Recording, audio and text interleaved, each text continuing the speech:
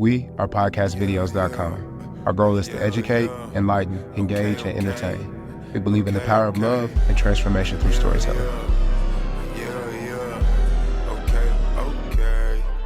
Friends and family, ladies and gentlemen, I am Bang, and you are back with another episode of Story Scaling. To my right, I have none other than... I'm Dan. I'm Sam. And I'm Brooke. And we're back with a pretty cool episode, so I think, about doing what I'm doing right now. What are you doing right now? Breaking the fourth wall.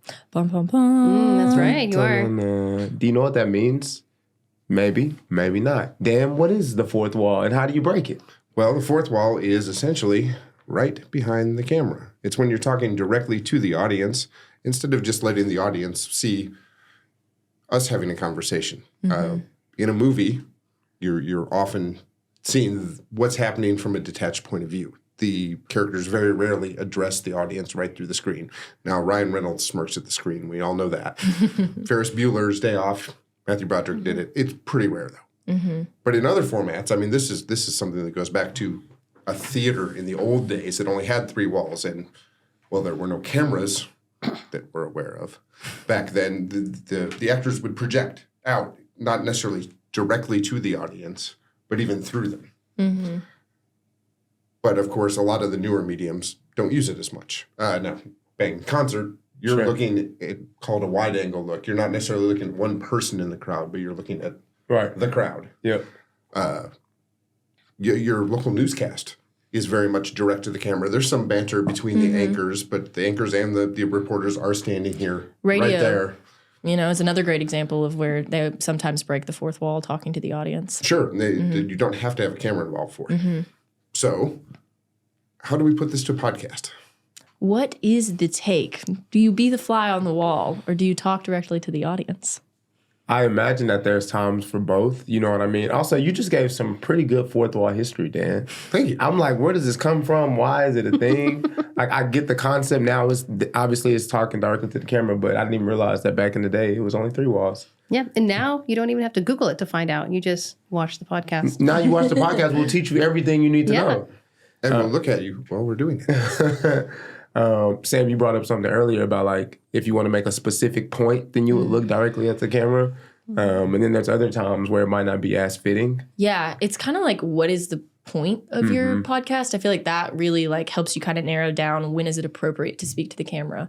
Like if you're trying to inform people, whether you have an interview or not, you're probably going to want to have some points that you address the audience to give them the information. If you're trying to persuade them, same thing, right? Sell.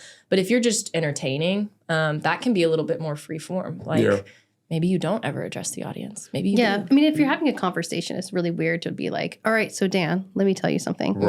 Yeah. So instead of like, you want to be like talking to the person that you're actually having a conversation with. Mm-hmm. When you're having a back and forth with somebody else who's also on the mic, in the room, on camera, that makes sense. They can just watch the interaction between the people here. When you're alone, when you want to make a point directly to the audience, like, this really only works if you're more than 5'9" or something like that. Yeah. But if we're just teasing you about being short, I can do that right to you. I don't have to look at them. Yeah. Or them if we're in the wide angle here. I'm 5'1".